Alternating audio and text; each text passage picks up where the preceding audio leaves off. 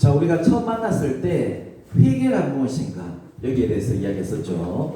복습하겠습니다. 복습. 그래서 오늘부터 이제 찍은 것들은 영상에 올리도록 하겠습니다. 자, 처음 만났을 때 회계란 무엇이냐 이렇게 이야기했었죠. 자, 회계의 정의를 여러분 한번 생각해 보시고 그 다음에 설명할 수 있어야 됩니다. 여러분이 설명할 수 있어야만 100% 이제 댓글로 정리할 수 있거든요. 자, 회계란 정보 이용자가 합리적인 선택을 할 수 있도록 유용한 정보를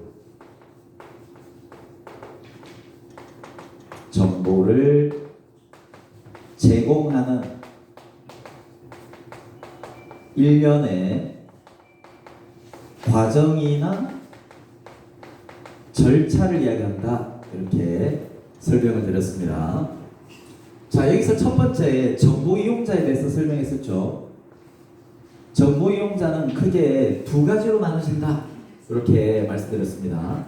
자, 첫 번째가 누구라고요? 내부 정보 이용자다. 자, 두 번째가 뭐라고요? 외부 정보 이용자다.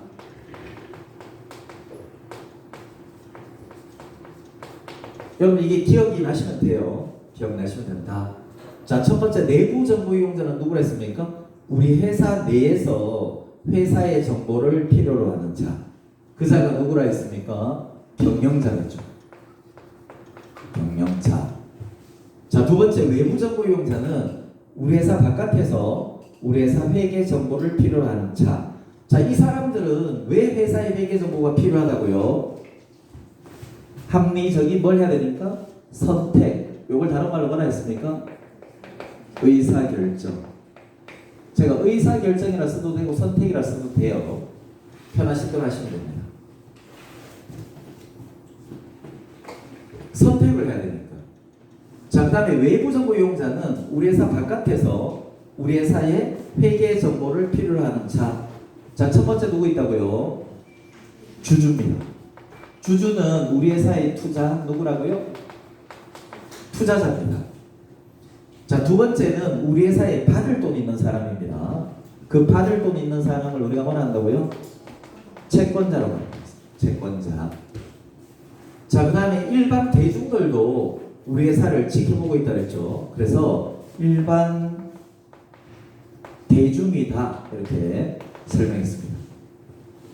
자, 이렇게 정보 이용자에 따라 회계의 영역이 좀 세분화된다 했죠. 세분화된다. 이렇게. 자, 내부 정보 이용자를 대상으로 해서 작성하는 회계를 우리가 관리 회계라고 합니다. 관리 회계. 자, 그 다음에 외부 정보 이용자를 대상으로 작성하는 회계를 우리가 재무 회계라고 합니다. 자, 우리가 배우는 회계가 무슨 회계라고요? 재무 회계입니다. 재무 회계. 재무 회계를 우리는 배우고 있다. 이렇게 생각하시면 될 것 같습니다. 자, 그리고 이렇게 유용한 정보를 제공할 때, 자, 여기까지가 뭐라고요? 목적이랬죠. 회계의 목적은 유용한 정보의 제공이다. 이렇게 설명드렸고, 자, 이 유용한 정보를 제공할 때 귓속말로 할 수 없다고 그랬습니다. 그래서 반드시 보고 수단이 있어야 된다. 자, 이때 보고 수단도 정보 이용자에 따라 나눠진다고 했습니다. 자, 내부 정보 이용자라면 일정한 형식이나 기준 이런 게 필요하다 필요 없다? 필요 없다. 사장님이 원하는 대로 보고하면 된다. 그래서 일정한 기준 원칙이라 적을게요. 형식이라 해도 돼요. 이런 것들이 필요 없다. 사장님이 원하는 대로 빨리빨리 보고하면 된다. 그래서 우리가 이걸 특수 목적의 보고서다. 이렇게 부른다 했습니다. 보고서. 자, 두 번째는 우리 회사 바깥에 있는 내부, 외부 정보 이용자죠.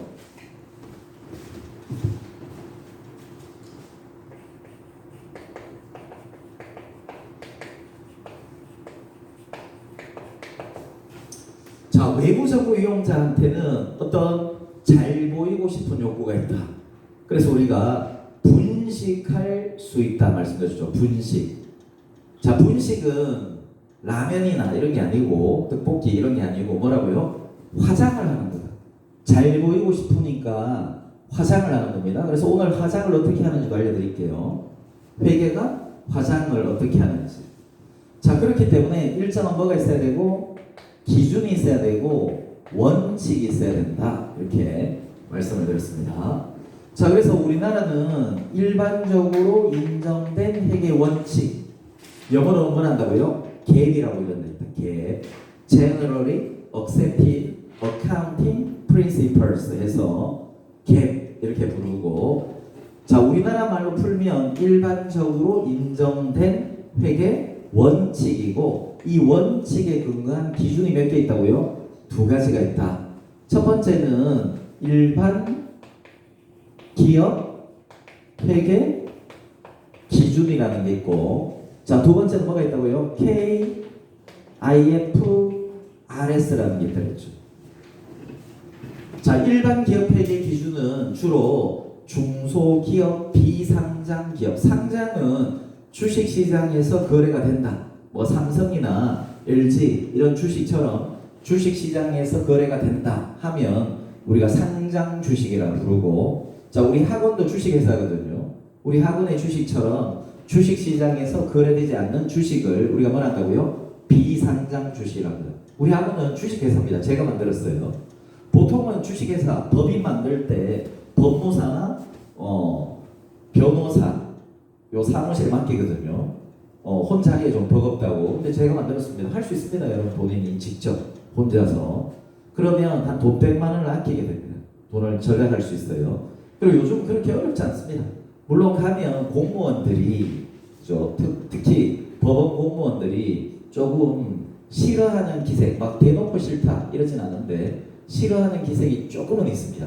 왜냐면 잘 모르니까, 잘 모를 수 있다 생각하니까 자기들이 힘들 수 있잖아요. 설명을 다 해줘야 되니까. 그런 기색은 조금은 있지만 뭐 대놓고 싫다, 처리 못하겠다 이런 소리는 안 합니다. 그렇기 때문에 혼자서도 한번 해볼 만하다. 뭐 오늘도 연락이 왔고 어제도 연락이 왔는데 혼자 사업을 하고 싶은데 법인을 하나 내고 싶다. 그래서 법인을 하나 내면 들어가는 돈이 많아서 힘든데 혼자 가능하냐, 회계 처리 가능하냐, 그래서 좀 배우고 싶다. 이렇게 해서 어제도 연세가 좀 있으실 분이, 어제가 아니고 그제였군요, 연락이 왔고, 그래서 부랴부랴 나와서 상담도 했어요. 상담도 했고, 요즘 그런 분들이 많습니다. 자기 업체를 직접 내가지고 개인 사업체가 아니고 법인으로 내서 한번 해보려고 하는 사람들 생각보다 많고, 또 오늘 아침에 지난 토요일에 시험을 쳤었거든요. 이제 우리는 이제 8월에 치지만 시험을 쳤는데 저는 법인세 수업을 이제 주로 했기 때문에 법인세 이제 연락이 왔더라고요.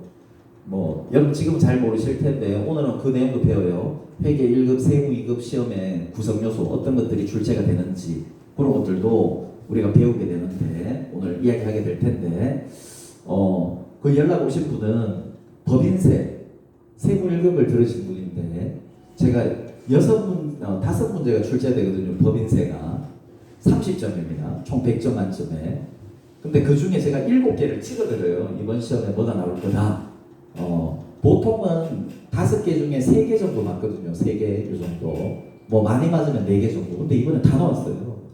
5개 적중률 다 나왔습니다. 그래서 그것 때문에 연락이 왔나? 매심 기대를 딱 하고 받았더니 취업했다고. 40대인데 신입으로 취업했다고. 세무사무실에 6월달부터 나오라고 연락이 왔다고 저한테 연락이 왔더라고요. 기쁘게. 그래서 좀 놀랐습니다. 바로 어떻게 그렇게 취업을 했지? 연계를 시켜준 것도 아닌데 능력 있네 이 생각했어요. 그것도 회계법인이랍니다. 법인, 회계법인에 취업됐다고 아침에 기분 좋은 연락을 받았습니다. 그럼 서로 기분이 좋죠. 하고는 평가가 이제 취업이 됐으니까 좋은 거고, 또 그분은 좀 긴장된 마음으로. 사실 전화 온 이유는 실무를 이제 들어가게 되는데 잘 모르면 질문 좀 많이 할 테니까 기대하고 계시라 이제 그런 내용이었어요. 뭐 당연히 충분해 줄 수 있지. 그래서 제가 수업은 계속하고 있으니까 톡으로 남겨놓으면 제가 빈 시간에 읽고 연락을 드리겠다 이런 식으로 이야기했었습니다. 그래서 여러분도 그분이 40대예요. 40대 중반. 이번에 이제 기초부터 수업을 듣고 세무 이것까지는 땄고 이번에 법인세 과정을 이제 듣고 바로 취업했더라고요. 그래서 여러분도 그분보다 나이 많으신 분이 이 반에 없는 것 같아. 충분히 가능하다. 그것도 신입으로 가능하다. 근데 가서 버티는 게 힘들다 했죠. 다시 돌아오겠습니다.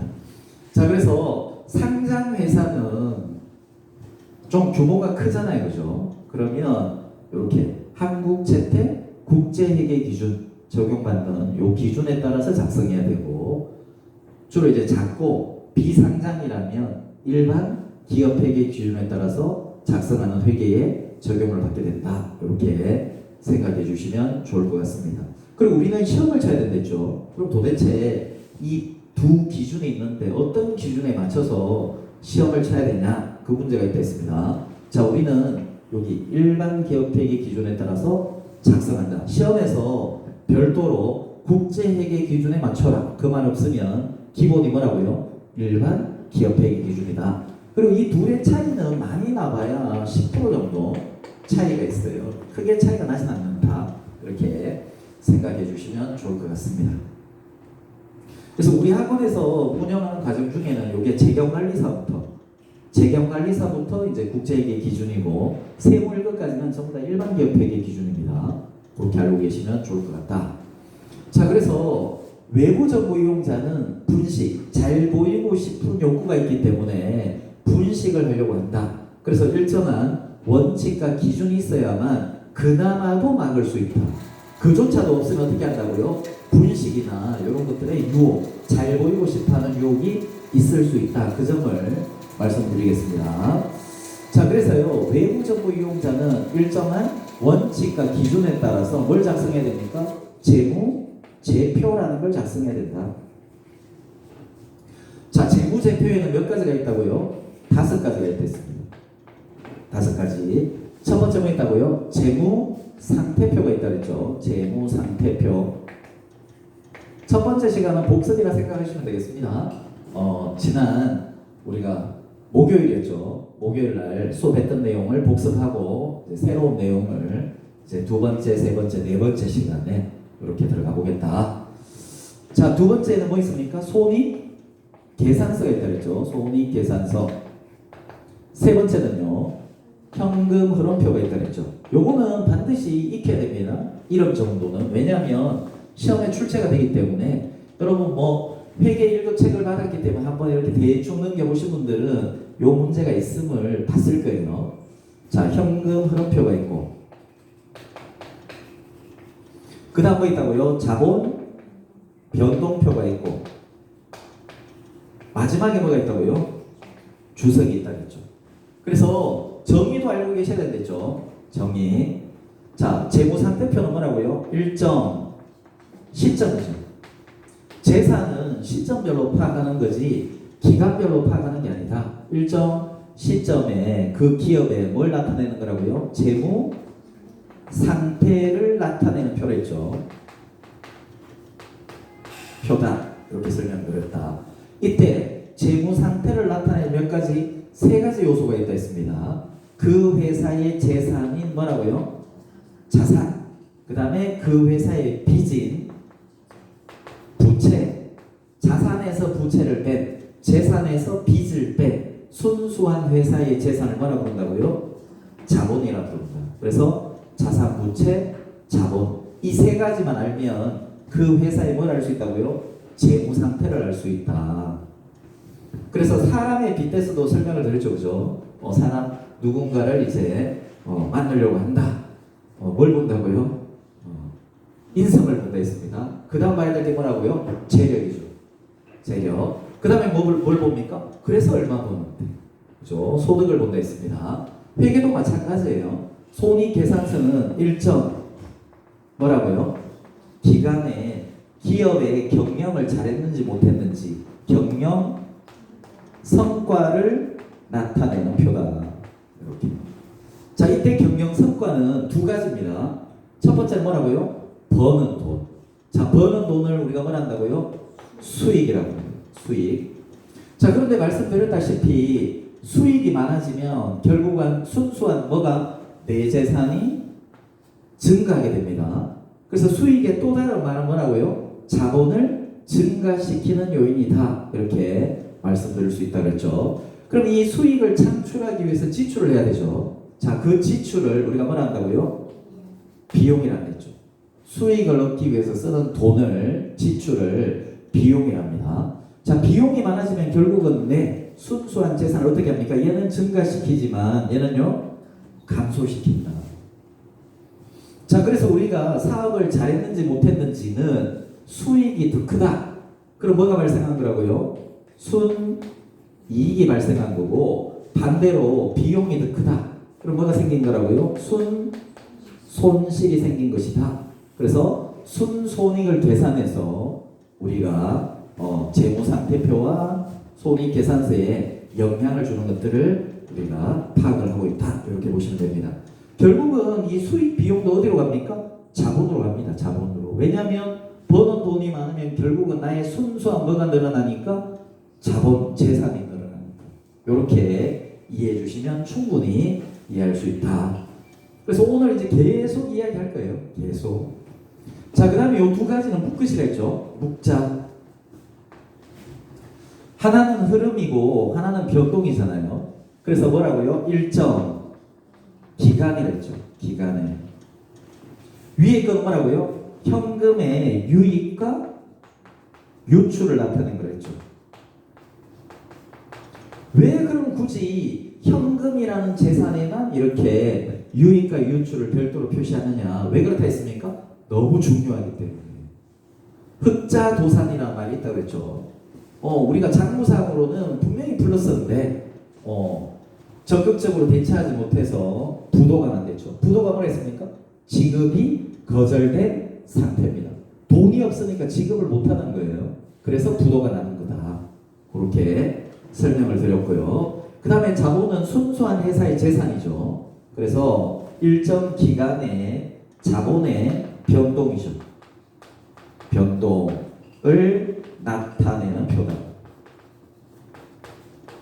이걸 우리가 말한다고요? 자본 변동표라 했다.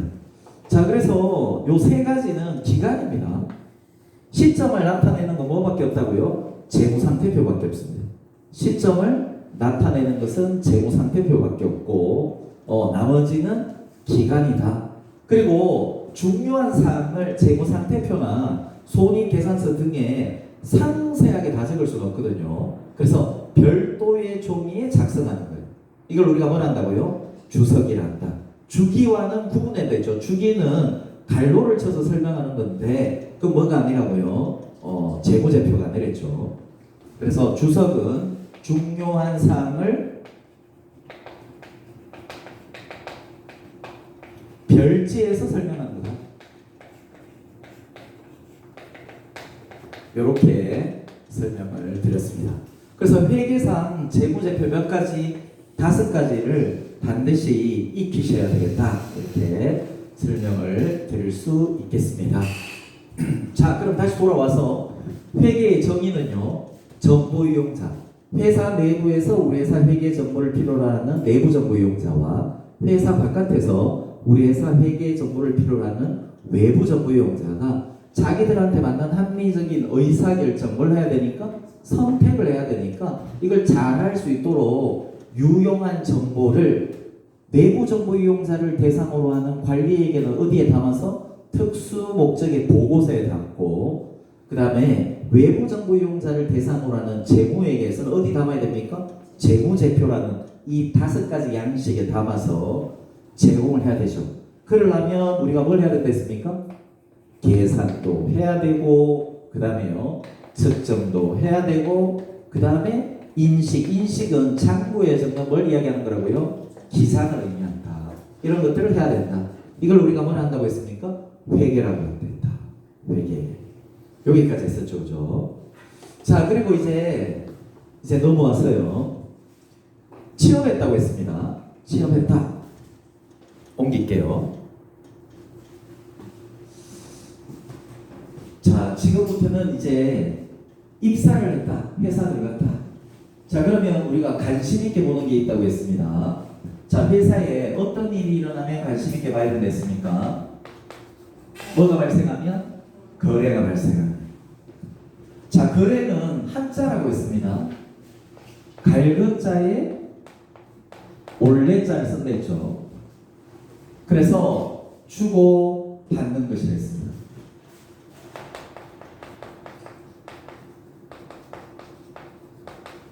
근데 회계에서는 이걸 거래를 크게 몇 가지로? 두 가지로 구분한다. 이렇게 설명을 드렸죠. 첫 번째는 회계상의 거래인 것과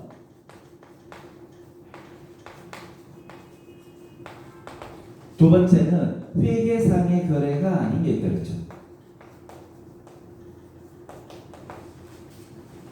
자, 회계상의 거래는 내가 뭔가 상대방하고 뭔가를 주고받았는데 우리가 방금 배웠습니다. 재무상태표를 구성하는 몇 가지 요소? 세 가지가 있습니다. 자산, 부채, 자본. 자, 이걸 계정이랍니다. 계정이랍니다. 계정은 증감 변화를 기록하는 장소예요. 증감 변화를 기록하는 장소.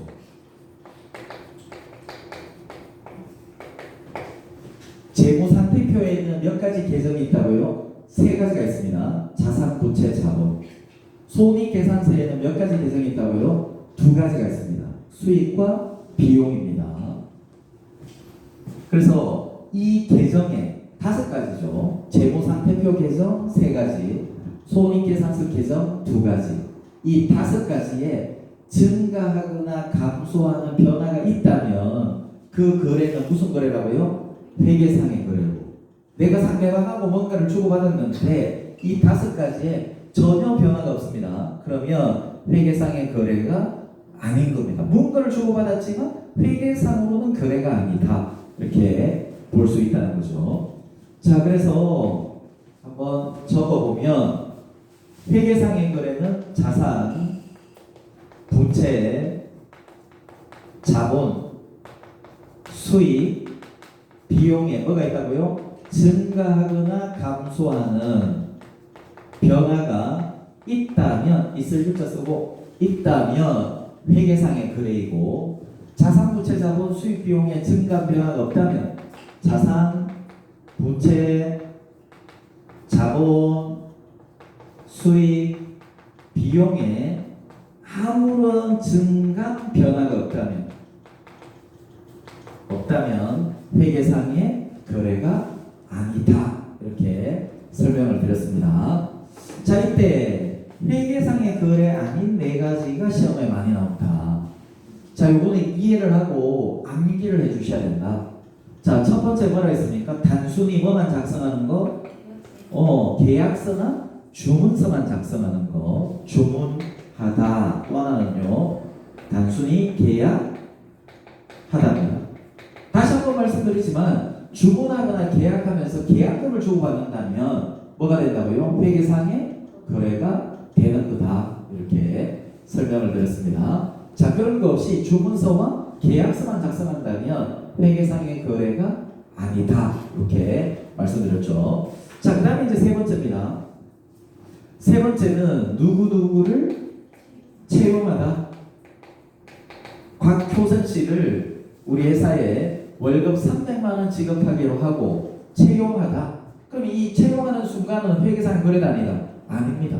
근무를 하게 되면 이제 비용, 급여라는 것이 발생하고 회계상의 거래가 될 수 있지만 채용하는 순간은 회계상의 거래가 아닌 것이죠. 이 순간을 이야기하는 거다. 이렇게 보시면 됩니다. 자, 그 다음에 이제 네 번째로서는 뭐라고요? 담보 제공하다.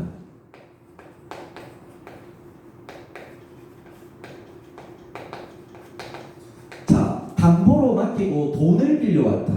그러면 회계상의 거래입니다. 근데 그게 아니고 그냥 맡겨만 놨다. 소유권은 이전되지 않고 단순히 맡겨만 놨다. 그러면 회계상의 거래가 아닌 것이죠. 그래서 이 네 가지는 시험에 아주 자주 출제되는 아주 자주 나오는 빈출하는 유형이니까 잘 기억하시고 결론부터 말하자면 회계상의 거래가 아닌 거래는 우리가 지난 시간에 분계라는 걸 배웠죠. 분계를 한다 안 한다? 안 한다는 거예요. 왜? 증감 변화가 없으니까 분계라는 것을 하지 않아야 된다. 자, 그래서 우리가 더 집중하는 것은 입사에 있다면 뭐라고요? 회계상의 거래이고, 자, 이 회계상의 거래는 증감 변화를 기록하라고 해야 되죠. 자, 드디어 우리는 이제 뭘 하게 된다고요? 분계라는 걸 하게 된다. 분계. 자, 분계는 하나의 약속이고 하나의 언어입니다.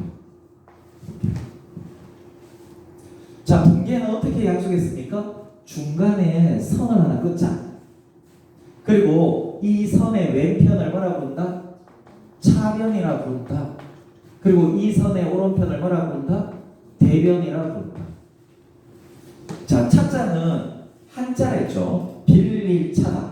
빌리는데 뭘 빌린다고요? 현금을 빌린다. 그러면 현금이라는 재산이 들어오면 무슨 변에 기록하기로? 차변에 기록하기로 약속했고, 그러한 증감 변화가 있는 여러분 이 계정에다가 이름 붙인 걸 뭐라고 그런다고요? 계정 과목이라고 부른다. 자산부채 자본 수익 비용에 계정에다가 이름을 붙인 걸 뭐라 한다고요? 계정 과목이란다. 그래서 증감 변화가 있는 계정 과목 차변에 적을 거, 그 다음에 대변에도 증감 변화가 있는 계정 과목을 적죠. 그리고 증감 변화가 있는 뭐도 적어야 됩니까? 금액도 적어야 되죠. 얼마가 변화됐는지 금액도 적어야 됩니다. 그리고 차변과 대변의 금액은 항상 뭐야 된다고요? 일치해야 된다. 같아야 됩니다. 그래서 지난 시간에 잠깐 배웠지만 차변의 원인이 오게 되면 반드시 대변에 뭐가 오게 돼 있고 결과가 오게 돼 있고, 대변의 원인이 오면 반드시 차변에 뭐가 온다고요? 결과가 오게 됩니다. 그래서 한 변이 있으면 반드시 다른 한 변이 따라와야 되거든요. 자, 이걸 우리가 거래의 이중성이라고 합니다. 이야, 뭐 공부를 억수로 열심히 한 것 같네. 그냥 줄줄 나오는구나. 그래서 거래의 이중성이다. 자, 그래서 이 거래의 이중성 때문에 차변과 대변이 있고, 그 차변과 대변의 금액은 항상 뭐 해야 된다고요? 같아야 됩니다. 일치해야 됩니다. 자, 이걸 우리가 뭘 한다고요? 대차 평균의 원리란다. 대차 평균의 원리로 차변과 대변의 분계가 제대로 됐는지 잘못됐는지 우리가 뭐 할 수 있다고요? 검증할 수 있다. 이걸 우리가 자기 검증 기능이라고 해요. 가능하다. 이렇게 말씀드렸죠. 자, 그러면 계속해서 이제 한번 또 들어가 볼게요.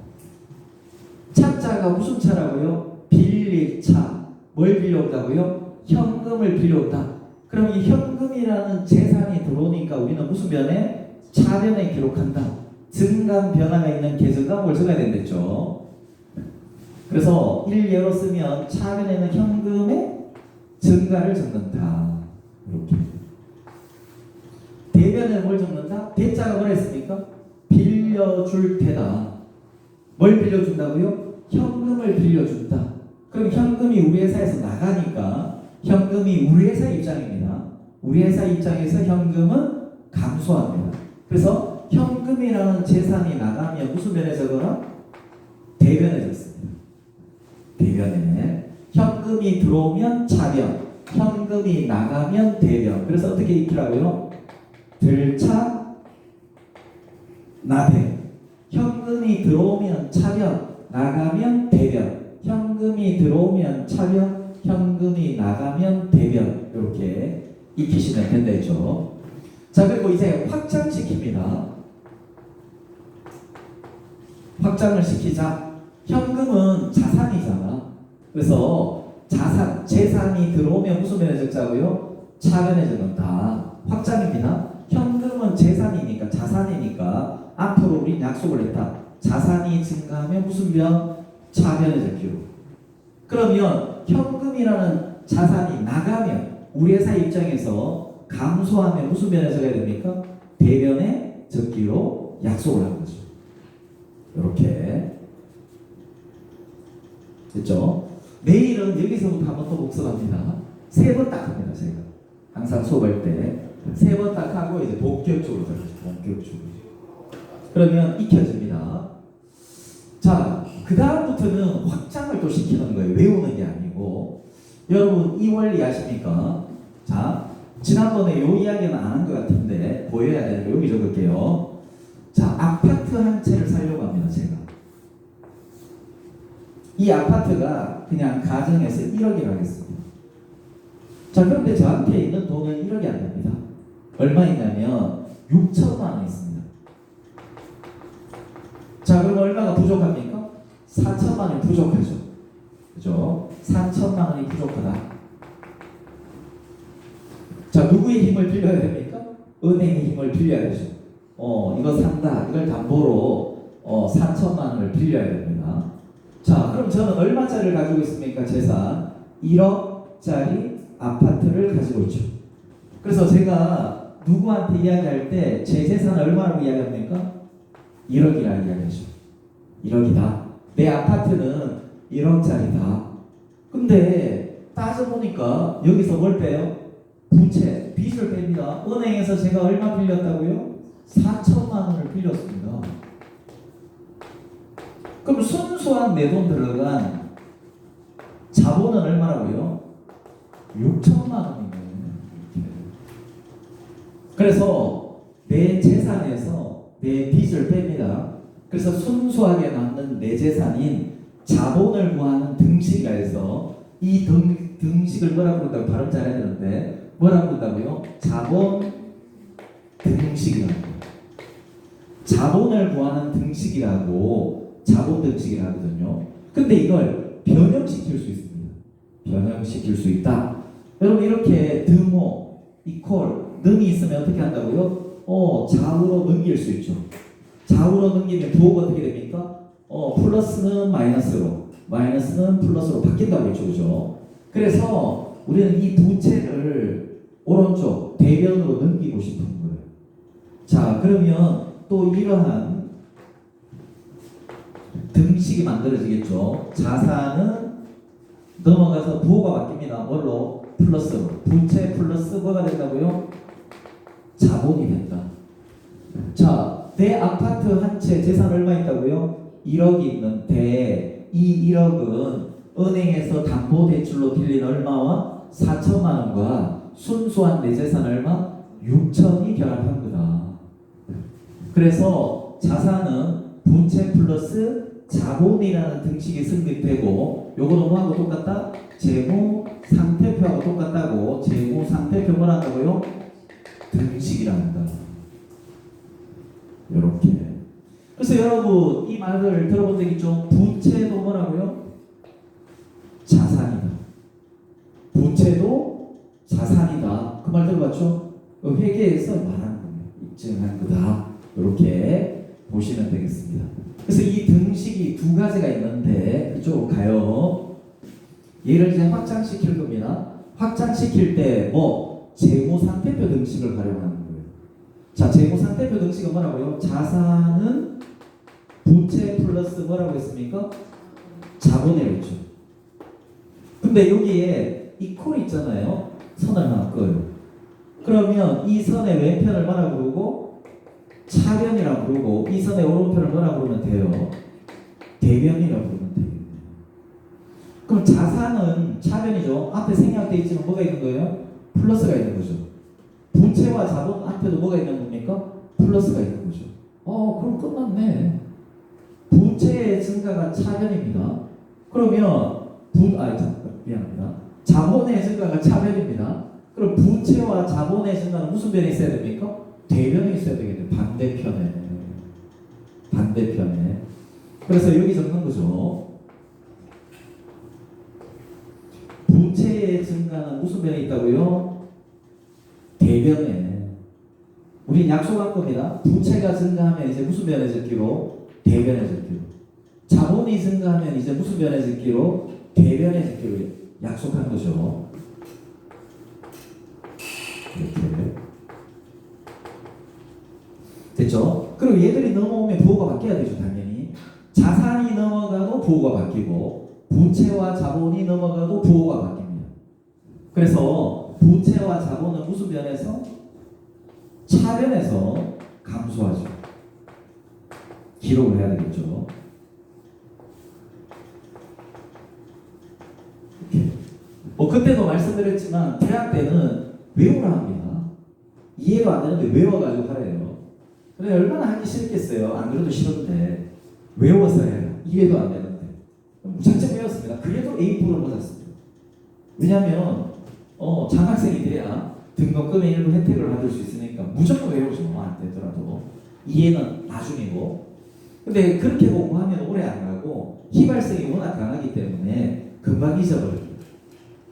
됐죠? 그래서 재무상태표 개정이 3가지를 6가지로 펼쳤습니다. 자, 여기서 알 수 있는 게 하나 있습니다. 자산부채 자본은 뭐 하기도 하고 증가하기도 하고 감소하기도 하는구나. 현금이 들어오면 증가죠. 들어온 현금을 쓰면 뭡니까? 감소가 되는 거죠. 재무상태표 개정은 자산부채 자본은 증가하기도 하고 감소하기도 하는구나. 증감이 있구나. 이 생각을 하셔야 되죠. 자, 그 다음에 수익과 비용은 또 쉽습니다. 왜냐하면 수익의 정의가 뭐라고요? 자본을 증가시키는 요인이거든요. 그리고 비용의 정의는 뭐라 했습니까? 자본을 감소시키는 요인이거든요. 그래서 수익은 자본의 증가편이고 비용은 자본의 감소편입니다. 그럼 여기서 여러분 알 수 있는 게 하나 있죠. 뭘 알 수 있습니까? 수익하고 비용은 감소가 있다 없다? 없다는 거네. 플러스만 있네. 그럼 왜 그럴까? 수익하고 비용은 왜 플러스만 있을까? 왜요? 수익하고 비용은 플러스만 있습니다. 취소가 실무적으로 있긴 있거든요. 마이너스가. 근데 그거는 잘못한 걸 바로잡을 때만 취소하는 겁니다. 얘들은 발생이 근원이고 취소는 잘못했을 때 하는 거예요. 마이너스. 그 점을 기억해야 됩니다. 자산부채 자본은 증감이 있는데 수익하고 비용은 증감이 없습니다. 발생만 있습니다. 그럼 실무적으로는 마이너스를 치거든요. 마이너스를 하는 이유는 잘못한 걸 바로잡을 때만 마이너스 치는 거예요. 그래서 얘들은 증감이 아니라 뭐만 있다고요? 발생, 증감이 있다고. 그래서 수익하고 비용은 증가라고 표시하기보다는 뭐라고 한다고요? 발생이라고. 잘못한 거, 발생한 거, 잘못 발생한 걸 취소할 때 마이너스를 치는 거예요. 그래서 얘는 마이너스들이 원칙적으로 없는 거예요. 잘못한 걸 취소했을 때만 마이너스가 있는다. 이렇게 익혀주시면 좋겠다. 그래서 수익의 발생은 무슨 변에 적고요? 대변에 적고요. 비용의 발생은 무슨 변에 적는다고요? 차변에 적습니다. 그래서 마이너스는 없습니다. 그 취소다. 취소. 잘못된 걸 바로잡을 때 취소시키는 거야. 발생만 있다. 그래서 몇 가지? 8가지가 만들어지는 거죠. 그래서 모든 회계상의 거래는 이 8가지로 전부 다 설명할 수 있다 해서 뭐라고 한다고요? 거래의 8요소라고. 모든 회계상의 거래는 이 8가지 요소로 결합관계로 다 보여줄 수 있고 나타낼 수 있다 해서 우리가 이걸 뭐라고 한다고요? 거래의 8요소라 부릅니다.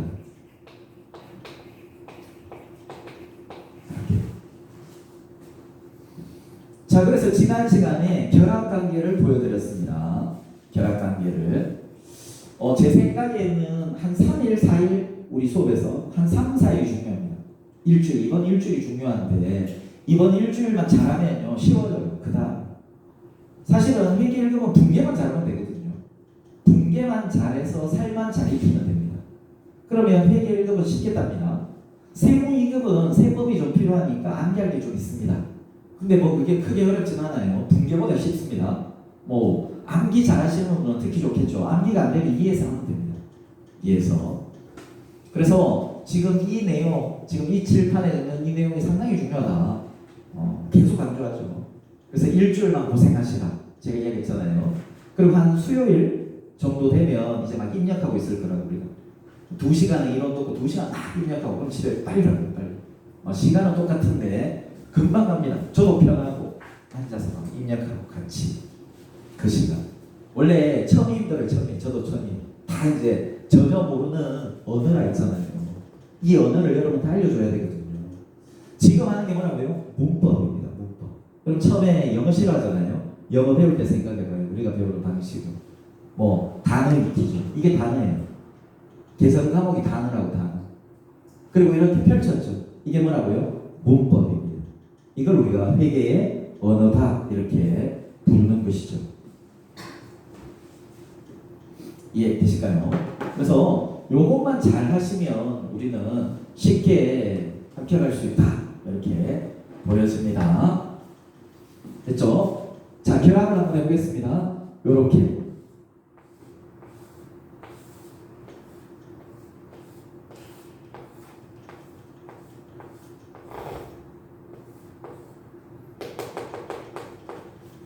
차변의 비용만 있고 대변의 수익만 있는 거래는 있다 없다? 없습니다. 오로지 얘들 둘만 만나는 거래는 없어요. 존재하지 않습니다. 그렇죠? 없고 요렇게 8가지가 서로 결합하고 있더라. 이걸 우리가 뭐라 한다고요? 거래의 8요소로 한다. 그리고 지난 시간에 여기까지만 딱 하고 쉬겠습니다. 지난 시간에 결합관계를 가지고 설명할 수 있다는 거죠. 사실은 제일 중요한 게 결합관계를 가지고 설명하는 게 제일 중요하거든요. 첫 번째, 재무상태표 계정끼리만 결합한다. 이렇게. 뭐는 결합하지 않고 수익하고 비용, 손익계산서 계정은 결합하지 않고 자산부채 자본만 결합한다. 자, 이 결합관계를 우리가 무슨 거래를 한다고요? 교환 거래를 한다. 바꾸는 거랬죠. 바꾸는 거. 바꾸는 교환 거래를 한다. 그리고 이번에는 이렇게 한변, 차변에는 뭐만 있고 비용의 발생만 있고 대변은 이렇게 자산부채 자본이 만나는 이렇게. 자, 방금 제가 이렇게 쓴 게 무슨 거래라고요? 손익거래. 여러분 교환 거래는 수익하고 비용이 없죠? 그러니까 손익계산서에는 영향을 미친다 안 미친다? 안 미친다. 오로지 재무상태표, 재무상태에만 영향을 준다. 그렇지만 손익계산서는 한 편에 반드시 뭔가 있고 비용이 있고 반대편에는 자산부채 자본이 움직이니까 다 움직이는 거예요. 손익계산서도 변화가 있고 재무상태표도 변화가 있는 거죠. 이해될까요? 둘 다 영향을 주는 거죠. 이거 가지고도 문제 만들어냅니다. 다음 중 손익계산서에 영향을 미치지 않는 거래를 찾으시오. 이게 회계 이거 문제예요. 그러면 교환거래 찾으면 됩니다. 교환거래는 손익계산서에 영향을 주지 않는 거래니까 자산부채 자본으로만 이루어진 거래를 찾으시면 되는 거죠. 자, 이번에는 이렇게 돼 있습니다. 이렇게 대변에는 오로지 뭐만 있고요? 수익의 발생만 있고 차변에는 자산부채 자본이 있는 거죠. 이렇게. 자, 이것도 무슨 거래라고요? 손익거래입니다.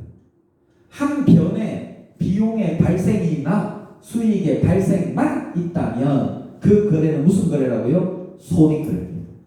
한 변에 비용의 발생이나 그 다음에 한 변에 뭐만 수익의 발생만 있다면 그 거래는 무슨 거래라고요? 손익거래입니다. 그럼 반대편에는 자산부채 자본이 움직일 거예요. 자, 그리고 이번에는 파란색으로 한 변만 봐야 됩니다. 한 변에 재무상태표 계정도 있고 손익계산서 계정도 같이 있는 거예요. 한 변에. 차변과 대변을 보는 게 아니라 한 변에 재무상태표 계정과 손익계산서 계정이 같이 있는 겁니다. 자, 이 거래는 무슨 거래를 한다고요? 혼합거래랍니다. 혼합거래. 한 변에. 손익거래는 한 변에 뭐만 있어야 된다고요? 수익비용만 있어야 돼요. 수익비용만. 근데 혼합거래는 한 변에 재무상태표 계정도 있고 손익계산서 계정도 같이 있는 겁니다. 같이 있는 거다. 이걸 우리가 뭐라 한다고요? 혼합거래를 한다. 그래서 거래의 8요소를 결합관계로 구분한 몇 가지? 세 가지입니다. 첫 번째 뭐 있다고요? 교환거래. 두 번째 뭐 있다고요? 손익거래. 세 번째 뭐 있다고요? 혼합거래가 있다. 이 중에 손익계산서에 영향을 미치지 않는 거래는 무슨 거래? 또 이렇게 표현할 수도 있습니다. 경영성과 측정에 영향을 미치지 않는 거래는 무슨 거래? 교환거래. 교환거래. 시험에 그런 식으로 나와요. 교묘하게 엮어서 이런 식으로 나온다. 이해해 주시면 좋을 것 같습니다. 자, 그러면 지금 적었죠? 여기까지 한 걸 PPT로 빨리 한번 복습을 한번 해보고 쉬도록 하겠습니다. 그 다음에 여기 네 가지 제가 글에 분배하는 거 알죠? 그죠? 그거까지 하면 이제 한 세트가 끝이 나게 된다. 이렇게 보시면 될 것 같습니다.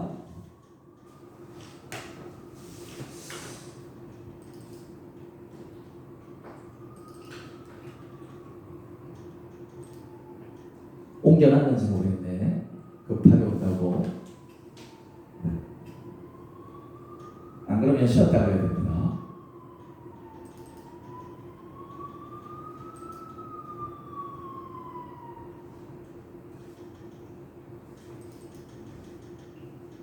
네, 있네요.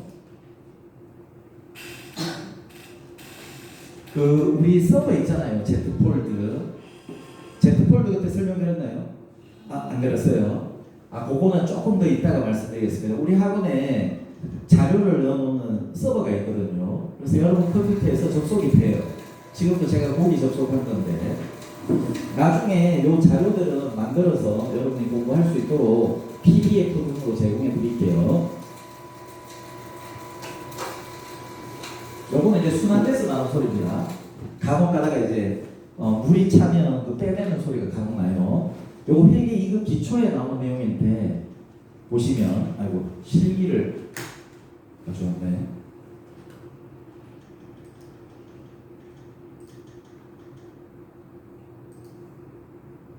맞네요.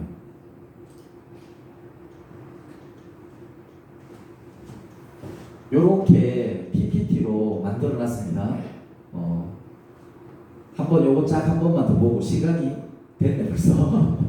한번 읽고 여러분 보시고 요걸 PDF로 만들어서 드릴게요. 드리고 처음에 공부할 때는 이걸 계속 드린다는 뜻은 아니고 이제 우리 교재로 넘어가면 교재를 써야 되니까 그때는 교재 중심으로 하시고 지금은 교재에 이렇게 안 나오잖아요. 그죠? 그렇기 때문에 요걸 나중에 드릴게요. 다시 한번 말씀드리지만 우리 그 오픈톡을 만들어 놨어요. 오픈.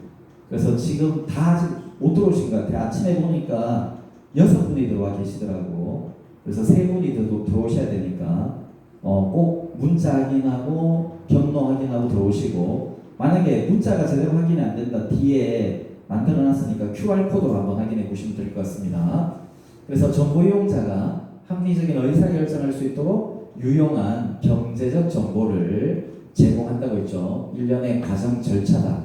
정보 이용자에는 내부, 외부 정보 이용자가 있고 관리회계와 재무회계가 한다. 그리고 일반 기업 회계 기준과 국제 회계 기준이 있다고 했죠. 이렇게. 그리고 합리적인 의사결정은 유용한 정보를 제공하는 수단이 필요하겠죠. 관리회계는 정해진 양식이나 원칙, 기준이 없습니다. 사장님이 원하는 대로 만들어주면 된다. 그래서 특수 목적의 보고서라 했고 재무회계는 일정한 원칙과 기준이 있어야 된다 했죠. 그래서 분식을 하려고 하는 욕구를 막아야 되기 때문에 원칙과 기준에 따라야 되고 보고 수단이 뭐라고요? 재무, 제표다. 이렇게 보시면 된다고 했습니다.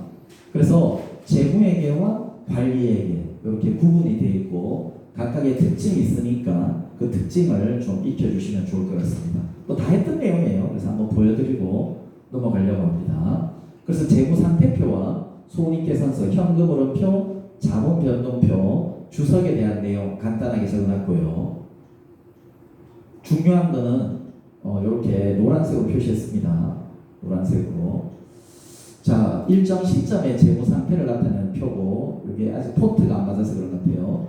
자산부채, 자본 이렇게 보시면 될 것 같고 아파트 구입했다. 1억짜리인데 4천만 원, 6천만 원 여기 대출 더 받았죠. 6천만 원이다. 이렇게 말씀을 드릴 수 있겠다. 그래서 등식이 두 가지가 만들어진 데 있습니다. 등식이. 이걸 무슨 등식이라 한다고요? 자본 등식. 요 밑에 걸 무슨 등식이라 한다고요? 재무상태표 등식. 재무상태표 등식이 붕괴입니다. 붕괴. 거래의 8요소예요. 결국은. 그래서 이렇게 좀 더 상세하게 이렇게 T 계정으로 설명합니다. 여기까지 아직 제대로 못했죠, 그죠? 이건 앞으로 배우게 되면 이렇게 표시해서 차변과 대변 항상 일치됨을 보여줄 겁니다. 이렇게 보시면 될 것 같아요. 자, 일단 여기까지 하고요. 10분까지 채웠다가 전 컨셉 위주로 하기 때문에 이거 나중에 최종 정리하는 거다. 이렇게 생각해 주시면 될 것 같습니다. 지금부터 10분간 쉬겠습니다. 쉬었다 가겠습니다.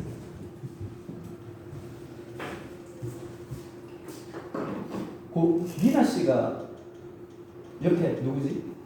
미나 씨. 오늘 아기가 아파가지고.